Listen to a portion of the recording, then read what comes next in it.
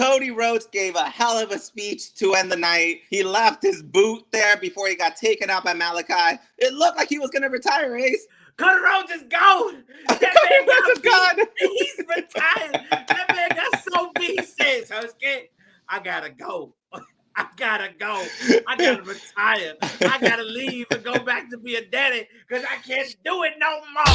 Ladies and gentlemen, get your hands up and start looking. Oh my God. Start looking because Christian Cage is your #1 contender for the AEW and the TNT Championship. That man has been going in and out, clanging and banging and clanging and banging. Christian is thirsty. When is Christian getting the love? This is a guy that went up against Randy Orton in some classic matches. This is a guy who had classic TLC matches. This is a guy who fought Chris Jericho at WrestleMania. This is a guy who was the TNA heavyweight champion. Like, this is the best you got.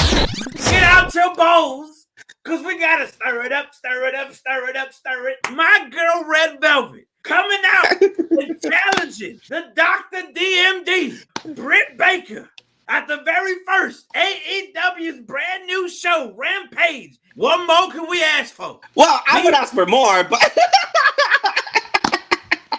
Red Velvet, you ain't ready. Come on, man.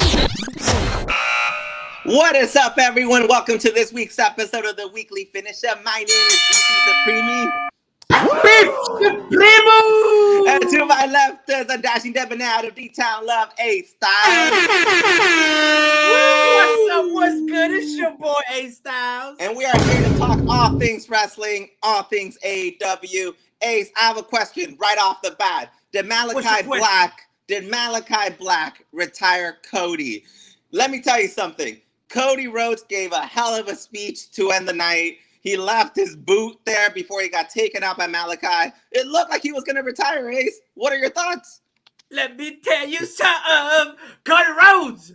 Cody Rhodes is gone. That man got gone. He's retired. That man got so beat. He says, Husky, I got to go. I gotta go. I gotta retire. I gotta leave and go back to be a daddy because I can't do it no more. He can't do it no more, apparently. So let's run it back. This match was phenomenal. We saw the debut of Aleister Black.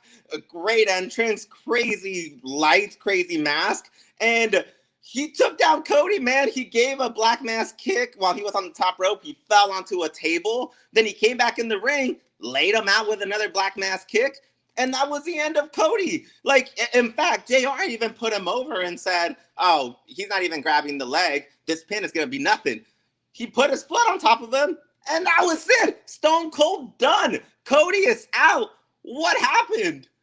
Man, the way you broke that down was so beautifully because it's true, right? We came in there, the crowd was palpable. We was all excited about it. And all of a sudden, Cody felt like, man, he's getting his butt whooped. And like you just said, one kick to the face, and man was out cold. The man was out cold. I have never seen a dominant debut in AEW since Brody Lee. I was gonna say, you know, I know Cody gets a lot of criticism sometimes because people say, you know, he's a Triple H of AEW. True. But Cody doesn't. Cody really puts other people over. He put everyone that goes through him. He put MJF over. He put Darby over. He put Brody over. And I think that says a lot about how he feels comfortable in the company and about how he sees wrestling itself. He knows that, we said it before, he's a gate to AEW. Yeah. So if he has that much confidence to just go out there and get his ass whooped completely like this, we know Malakai Black means business, man. Yeah, and that's what, I mean, you said it just right? The confidence that he needed to have to go out there and perform and then come out and then at the end of the match say, Sasuke, I can't do it no more. That's how you know. That's how you know he got his butt whooped so bad that man had to recontemplate his life. Okay? He had to recontemplate his life and say, damn, maybe this ain't for me no more. Maybe I need to go get a 9-to-5 now. Okay, so question.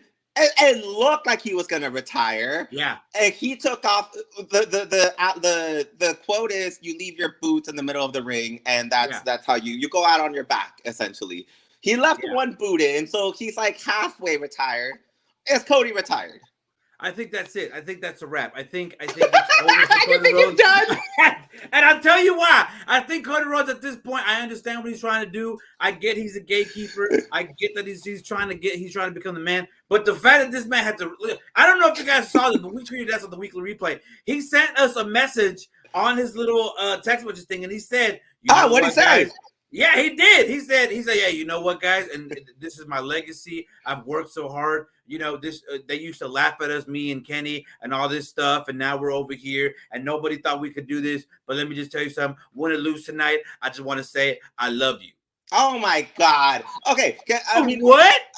Regardless of what you think about Cody, you know that Cody is really good at getting the crowd behind him. Anytime he picks up that mic, he's been the one. You know, the Young Bucks and Kenny have never gone out to the crowd and said, thank you guys for making this happen. Cody has been the face of AEW in that regard. And I don't know, man. He's too young for this. Cody is not retiring. This feels like Jay-Z right before the Black Album. You didn't really retire, Jay. And it's funny.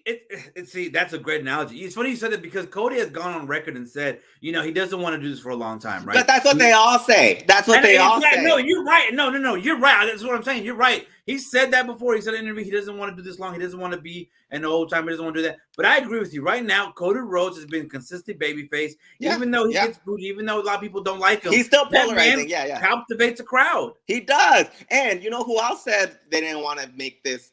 They didn't want to play until their 40s, 50s. Tom Brady said that. And Tom Brady's a GOAT, man. Tom Brady's winning rings left and right. You're telling me Cody's career is over? Cody has a lot of belts to go through, man. We got a lot of Cody left. No, and I agree, but my question is now, and we talked about it here now, right? Cody Rhodes is going to retire, and now we have Malakai Black. Should Malakai Black be the one to quote-unquote retire Cody Rhodes? I mean, obviously, that seems to be what happened. I just don't buy it. I think we got a lot left in him, but if we're talking about a potential semi-retirement, maybe he's busy with other things. He did just have a baby. Yeah. Apparently, that seems to be the thing, man. Everyone's having babies. Everyone wants to go on paternity leave. Yeah. And rightfully so, by the way. Take care of your families. Take care of everybody. But, Cody, we're going to miss you, man. Don't do this to me. Yeah, and it could be one of those things where maybe he gets written off for a little bit, and then he comes back with the black hair. Then he comes back. He's like, how he usually does it. And that's what we did with Brother Lee. So, again, there's so much potential on here. There's so much happening with Cody Rhodes. So I'm excited to see what's happening. But something that's way bigger than Cody Rhodes, something that's way bigger than Malakai Black. What could it be? Ladies and gentlemen, get your hands up and start looking. Oh, my God. Start looking. Because Christian Cage is yours. That's right, your number one contender for the AEW and the TNT Championship. Now, I want to tell you something. How we got here. We got here because Christian Cage has been putting in work, Daddy. That man has been going in and out, clanging and banging and clanging and banging. He's been ranking up wins. He's been ranking up W's. That man has been... Oh my God. He's been climbing the mountain. He's climbing the mountain. And now, by God Almighty, Christian is your number one contender. Okay, so Ace, tell me how this happened, man. How did we get here? How is Christian now the number one contender? Because last time I checked, he's not the number one ranked guy in AEW. I saw Jungle Boy ahead of him. So as we said, and as they talked about it on Dynamite, Christian Cage has been consecutively winning his matches and singles matches, right? This is what I love about AEW, right? If we look back, in the rankings of AEW, they matter, right? And that's one of the biggest things that everybody was griping about, how the ranking system doesn't make sense. Here's the problem, guys. The ranking system does make sense because he's technically has been winning. Even Jungle Boy, when he was number one contender, he got it. Hangman, he got it. Next in line, it's Christian Cage. And let me tell you something. I have been waiting for this Christian Cage match against Kenny Omega for a long time, and we don't get it. Ace, when do you think? Okay, so we Christian Cage did a great match against Blade. Solid match. As always, Christian knows how to handle a crowd. Yeah. Afterwards, he did a promo behind the scenes. And personally, I thought it was a weak promo. It was a weird promo. He's a veteran. He should know better. But At the end of the promo, he called out the Elite. So obviously, we are headed towards that. My question is, we still have like other stuff going on. When is Christian going to get his title shot, Ace? Well, this is what I'm saying, right? You forget that this Friday we have Rampage, right? So there's a lot of things coming up. We have Arthur Ashe coming up. We have the first dance coming up. But Christian is thirsty. When is Christian getting the love? And that's what that's what you letting me explain. Okay, we have a lot now. Do I think this is going to be the match for All Out? I don't think so. You don't? Okay. No, I do think that this match might be again for either Arthur Ashe or the first dance. I could legitimately see the first dance being Christian Kane versus Kenny Omega, and we might see Daniel Bryan come out after that match, right? Same, we don't know. Now, granted, he has to work his way up because, again, as they showed, that you have to go into the rankings and get the number one spot. So, again, we'll see. We'll see how that goes. So I'm excited for this match, and so should you, Beef Supreme. So here's my question. Christian has been around. How long has Christian been around now? He debuted at, was it Double or Nothing? Was it before Double or Nothing? No, he debuted at Revolution. Yeah. Oh my gosh. Okay. And that whole time, Ace, because obviously I'm a Christian fan. All right. I liked him in WWE. I liked him when he went to Impact, and I thought he did his best work at Impact. Christian Cage is a bit like he's had some rough years. I want to know, what's your favorite because if we're going to name someone the number one contender, if someone's going to go up and compete against Kenny Omega, who I consider the greatest of this generation at this moment, Ace, what has Christian done to deserve this? I know he is ranked high. I know he is getting wins, but who has he defeated to be so impressive? And see, that's the beauty of AEW, right? And that's the beauty of these rankings matches, right? It's the fact that when somebody is on a hot streak, when somebody is consistently winning, right, you move up the rankings, fam. It's logical booking. What's your favorite? What's your favorite Christian Cage AEW match? Honestly, right now, I would have to say either the match against the Blade, the match against Matt Hardy, but honestly, the Casino Battle Royal with him and Jungle Boy when they went at it, man, when you talk about sounds terrible. Those are your favorite Christian Cage matches? Like, okay, are you listening to yourself? This is a number one contender? I think Christian came out and said, I outwork everyone. And as far as I'm concerned, this guy's putting the bare minimum out there. I need to see more. These aren't quality matches. These aren't historic matches that are going to go on the Christian Cage DVD set one day. What? Like, come on, man. I legitimately don't understand you. I just don't understand. This is a guy that went up against Randy Orton in some classic matches. This is a guy who had classic TLC matches. This is a guy who fought Chris Jericho at WrestleMania. This is a guy who was the TNA heavyweight champion. Like, Ace, come on. These are your favorite Christian Cage AEW matches? They're different. They're different. They're different. Matches. They're definitely different. Oh my God. This is my problem with you. I feel like with you say you like Christian, but you always give Christian a hard time. When it comes to Edge, you let things slide. You like, what has Edge done in his career? We're not talking about Edge. We're talking about Christian. See, that's what I'm saying. You make Christian go into so many obstacles to get your. But what praise. Here's my thing understand. Again. If someone were to ask me, hey, Christian's the number one contender, ooh, that's cool, man. Show me some cool Christian Cage matches. This is the best you got. This is the best. I'm sorry. Christian Cage should be here. In my opinion, I've seen Christian Cage live. I have seen Christian Cage wrestle some of the best matches I've ever seen. I love Christian Cage. I think he's so underrated, and I was so happy when he left WWE. I think this guy is being vastly underused. And if you're going to make someone like that your number one contender, you need to really build him up like that. I haven't seen him fight Miro. I haven't seen him fight Miro. I haven't seen him fight Jon Moxley. I haven't seen him fight anyone that's like a high caliber wrestler, man. That's ridiculous. And the fact that you like, what has he done? That clearly shows me that you have not been watching what had Christian Cage doing on AEW Elevation, on Dark, on Dynamite, when he's doing with Jungle Boy. And if like, come on, man. Nobody goes in to be like, oh, what did this person do to get this contendership? No, we saw what he's done because we can see day in and day out. Like I said, the man has been putting in W's and earning them W's. The W's are definitely there. I don't think they're high quality, but obviously Christian has gotten himself there, but there is a thing in play here, Ace. Hangman is still in play. Hangman, he lost his title shot by losing this match last week. Hangman, I thought, was done. But then he came out, he came out to talk to Tony Schiavone out in front of everyone. He brought out the Elite because he wanted to confront them. And I personally feel like he was going to apologize to Kenny and to the Young Bucks. And somehow it all went to hell. And Hangman ended up getting beat up by the Elite once again. He specifically asked his buddies at the Dark Order not to interfere. They tried their darndest and they didn't. Hangman is still in play here, man. I thought the storyline was done, but I think there's still some hope. Here's and I said this last week, right? When you were out there already throwing the towel, saying what's going to happen? Okay, I told you there is so much left to this story. It legit this past Wednesday, it felt like another layer to the storyline, right? It did exactly right. We started off the show with him talking to the Dark Order and saying, "Guys, I love you. You guys are my friends, but I need to do this alone," right? It almost reminded me of that young lone cowboy saying, "This is my battle and I have to do it," right? It almost reminded me of the way Simba in The Lion King when he told Timon and Pumbaa, right? That's the way I see it.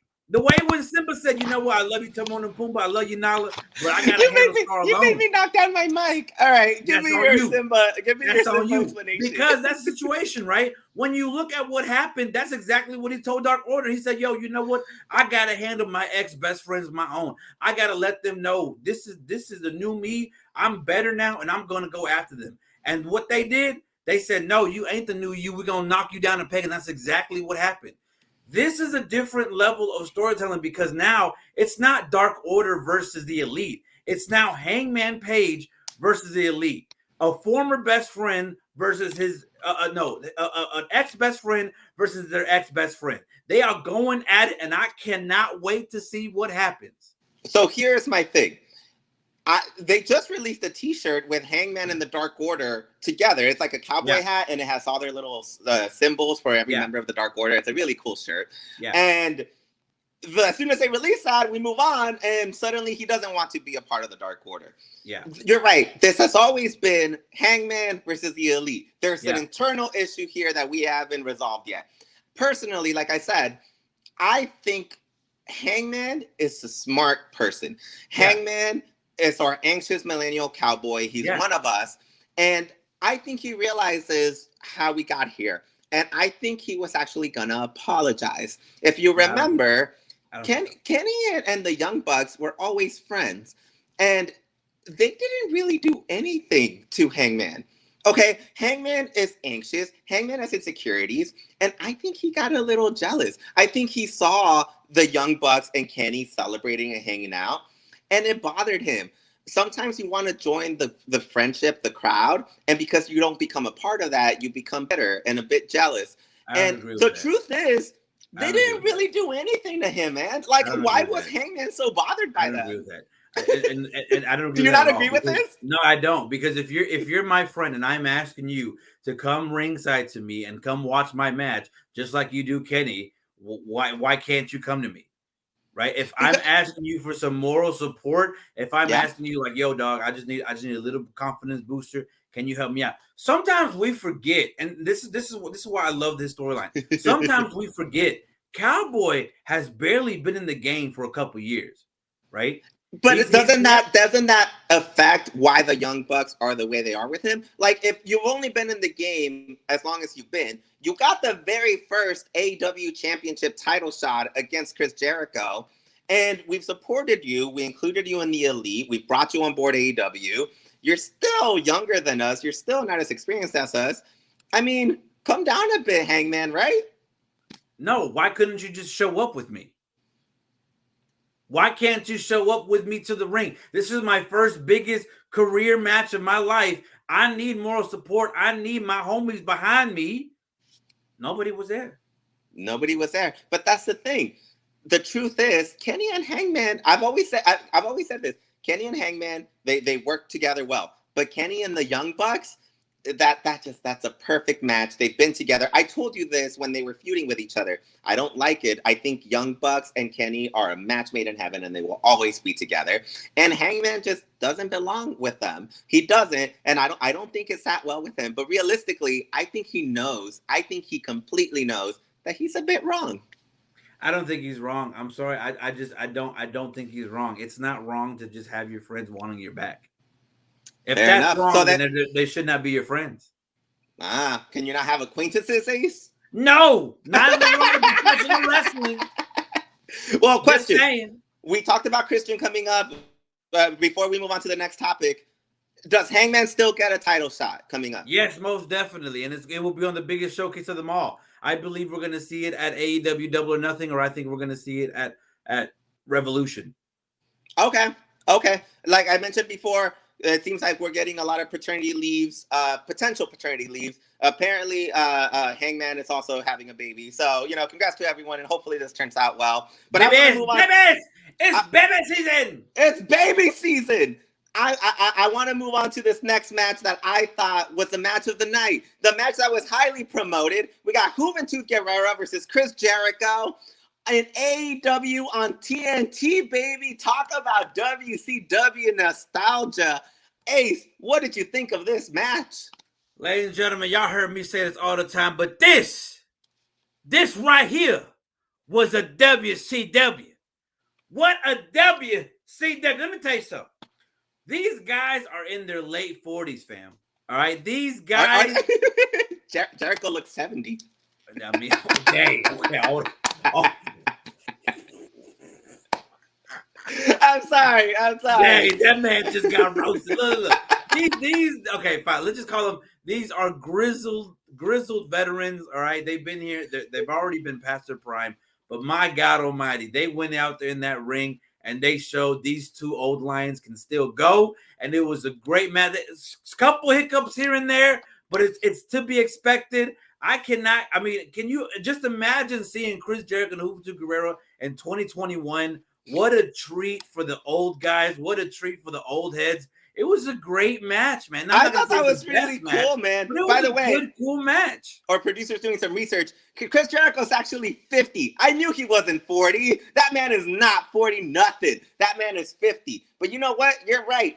I personally grew up on WCW, ECW.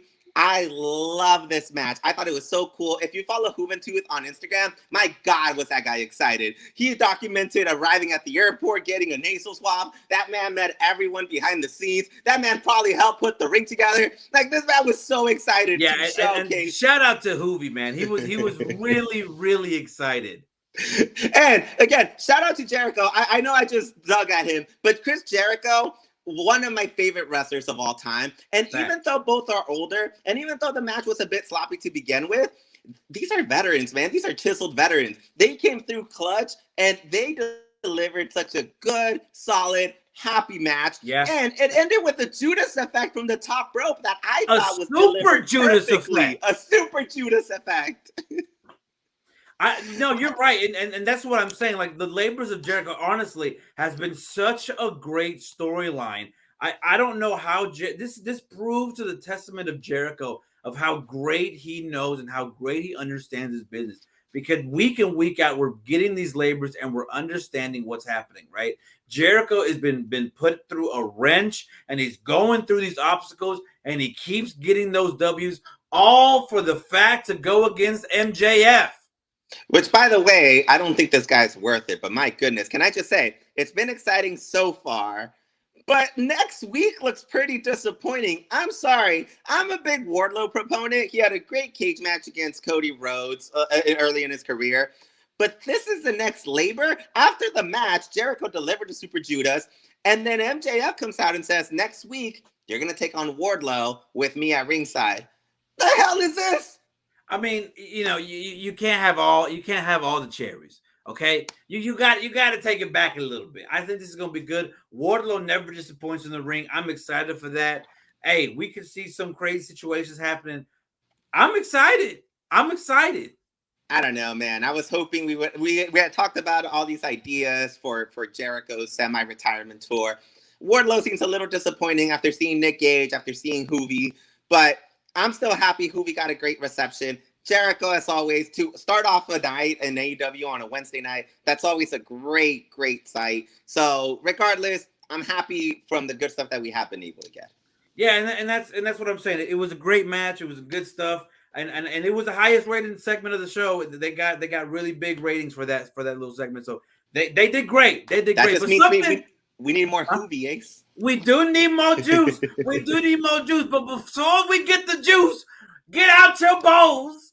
Because we got to stir it up, stir it up, stir it up, stir it, stir it up, stir it up, stir it up, stir it. My girl, Red Velvet, coming out and challenging the Dr. DMD, Britt Baker. She want it, she got it, and she gonna get it at the very first AEW's brand new show, Rampage. It will be Red Velvet versus Dr. DMD.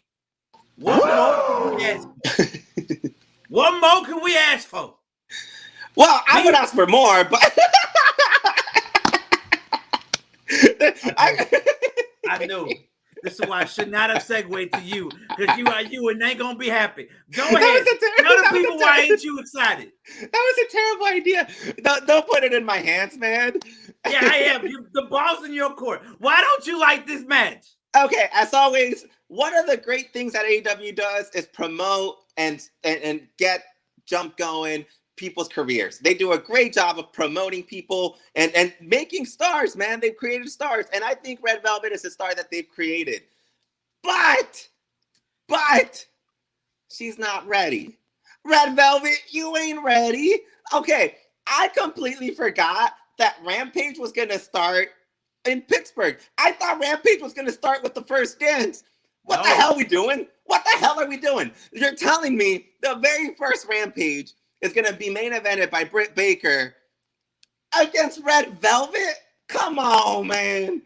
Here's my issue. This is how I know Beef Supreme. His burrito is getting soggy, because this man does not understand the power that Dr. DMD is having. Okay, she is quite arguably the most over superstar in all of AEW. It is in her hometown. Okay, what more could you ask for her to main event, to headline the very first Rampage? Like, that's huge. So and I'm gonna put out a few things as to why. You said Red Velvet deserves it. Sure, I can name one memorable match she had, and in fact, Jade Cargill had to carry her throughout a few matches. But that's another topic. But I think you need a face to this women's division. I think Britt Baker is a fun heel, but at the end of the day, Britt Baker is a heel. This is like having Triple H during the Reign of Terror era. You can't have a heel be your main person for months. Who is the face, and I mean a baby face? Who is the actual baby face of the women's division? Nobody. And so I'm supposed to just follow this heel as like the person to follow? Come on. Okay, and this is where I completely understand what you're saying, that we do need a face of the women's division. But right now, the face of the women's division is Dr. DMD. And this is my thing.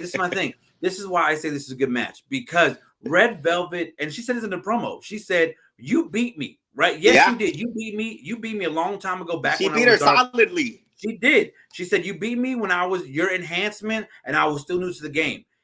And that was the great thing, because Red Velvet on Elevation has consistently been putting in the work, no pun intended there with Cody Rhodes, but has been putting in the work and has garnered W's. She has improved in the ring. She has done good stuff. Like, I don't know what else to say, but to sing more of her praise. Red Velvet has been chomping at the bit, and this is her opportunity to show the world that, hey, I'm not just an enhancement talent. I have been improving on AEW Elevation, and I'm ready to take on the big one.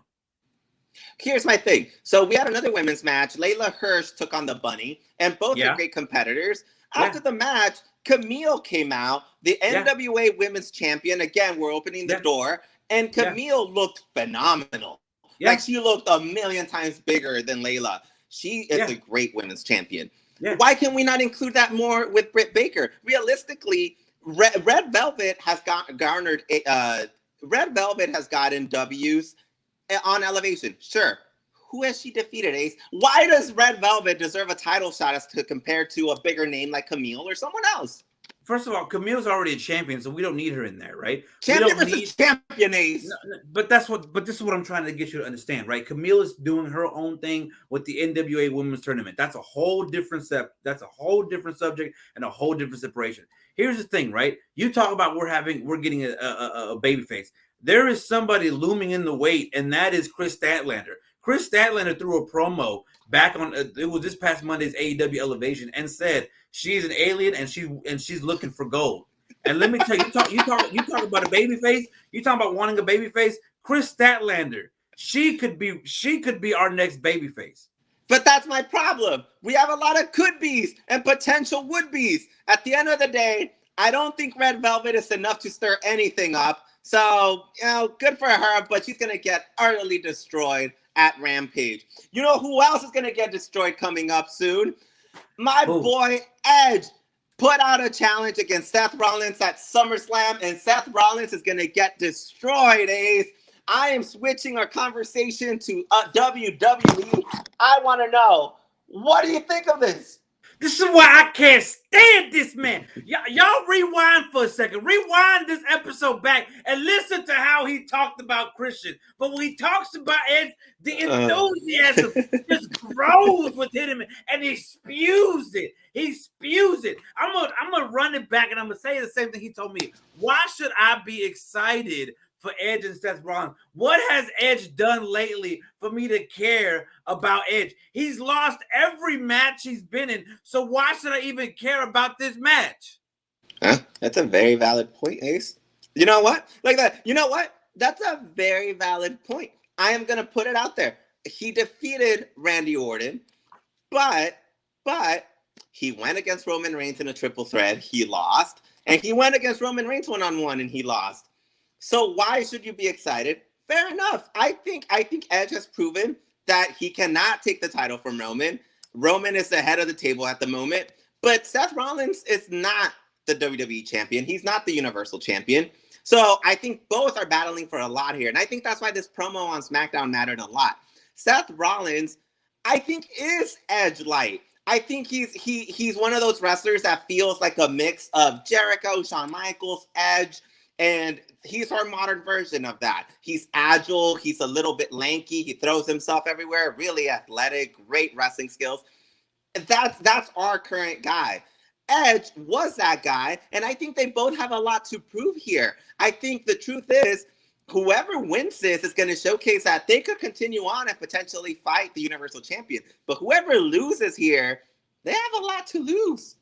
I agree that the stipulations are huge, but honestly, Edge has nothing to gain in this match. Oh, you think even if he wins? No, because we've already saw him lose. Interesting. We saw him lose twice. But we saw Hangman lose, right? Like, isn't the point that when you lose, you got to build yourself back up? So I get what you're saying. I get what you're saying, but Hangman has not lost one-on-one against Kenny Omega. But he lost with interference, though. Who did? Edge? Yeah. Yeah, but he still lost a triple threat. Well, that's my point. That's my point. But that's what I'm saying, though, right? We talk about Christian, about what has Christian done lately. What has Edge done lately? Why we all talked about? Oh, Edge you said Christian isn't worthy of person enough to be. What has he done lately? Edge hasn't done anything either. I honestly feel like Edge, his run in WWE has been so lackluster to me. It doesn't appeal to me anymore. Well, and that's unfortunate because even during his promo, the crowd was cheering. Edge gets a great reception every week. Edge is still a huge fan favorite. The pops always going to be over. No, but you don't always get big pops if no one cares about you. So no, and Edge, I agree with you. Edge obviously has a big fan base, and I think every week he's put out. Last week he fought against the Usos along with Rey Mysterio and Dominic, and he puts on great matches. And this week, again, he came out and did a promo against the screen, man. He went up against Seth Rollins, where that wasn't there. And the crowd, I saw their reaction after the promo. Yeah. They were cheering for Edge. So obviously there's some excitement. Are you saying there's no excitement here at all from you? What I'm saying is Edge is at a level where he's always going to be over, right? There's nothing he does is not going to make him go over because he's already made, right? He's a made man. If he loses to Seth Rollins at SummerSlam, nothing happens because he's already made, right? Nothing's going to happen, right? But that's what I'm saying. At the end of the day, it starts becoming a nostalgia act. Oh, look, it's Edge. That's cool. We don't really care no more because we know you're never going to win the big one. And that's where Edge is at right now. He hasn't won the big one. I'm not to the point where I'm super excited, but again, we'll see what happens. Right now, Edge is at the point where he's already a self-made man. Rollins needs this more. We'll see what happens on SummerSlam. We'll see what happens. Edge Light is nothing to sneeze at. Does he want to be more than Edge Light? He said Edge Light. All right, ladies and gentlemen, it's that time you've all been waiting for. It is time for the question of the week. And that is exactly 21 years ago today, Raw ended with a triple threat match. Kurt Angle and Triple H and Chris Jericho for the #1 contendership for The Rock's WWE Championship. It's a great match in the Attitude Era. Now 2 decades later, Jericho is still delivering memorable matches during his labors, but I want to know, no, that's not it. We want to know. The weekly finisher wants to know for a question of the week. What is your favorite Chris Jericho match ever? Ace, I will tell you, personally, I have 2. Chris Jericho against Shawn Michaels at WrestleMania 19. Anytime you go against Mr. WrestleMania, that always goes in your top matches. And as a WCW fan, Slamboree 1998, when Ciclope revealed himself to be Dean Malenko and defeated Chris Jericho, the crowd popped. Chris Jericho again, master manipulator at getting the crowd behind him. Oh, man. Okay, well, then if you're going with 2, then I got to go with 2. Mine is when Chris Jericho and my boy beat The Rock and Stone Cold on the same night at Vengeance 2001. Boy, that was a good match. Let me tell you something. That man cemented his legacy right there when he beat 2 of the greatest superstars in all of sports and entertainment today. That was impressive. I like the 2-part. That was pretty good. Good. I agree. And number 2, I have to say it was Chris Jericho versus Tanahashi, Wrestle Kingdom. Okay. That one right there, that to me, that was an instant classic. So the Painmaker? The Painmaker! Okay, I like that. A little bit of spice everywhere. Please let us know, guys, what is your favorite Chris Jericho match? There is a lot to pick from, as you just saw Ace and I. We have a vast variety of matches we could pick. So please let us know what is your favorite Chris Jericho match of all time. Ace, why don't you tell everyone where they could find us? Ladies and gentlemen, you already know what it is. It's that time where I tell you, that's right, you, the viewer and the listener, where you can find us. Before I let you know that, make sure you hit the bell, make sure you hit that like button, make sure you hit that subscribe button, and make sure you leave us a comment telling us what exactly you liked about this show. Please subscribe to Roger Talks Wrestling, where we upload all of our weekly finishers. And not only that, if you are not on YouTube and you ain't your phone and you on the car, whether at the mall, with your mama, with your daddy, with your bald-headed granny, wherever you at, ladies and gentlemen, you can take this, that's right, this podcast anywhere you want. It's available on Apple Music, Spotify, SoundCloud, Amazon Music, wherever you get your podcast, we are available for you. That's right, for you. So make sure you like and subscribe. That is beautiful, Ace. Thank you so much for running that down for everyone. Thank you so much for everyone that's following us. Thank you to our beautiful producer behind the scenes for putting on this great spectacle every week. You guys, we'll see you next week. Let's watch some more wrestling, baby. Peace. Bye. Woo!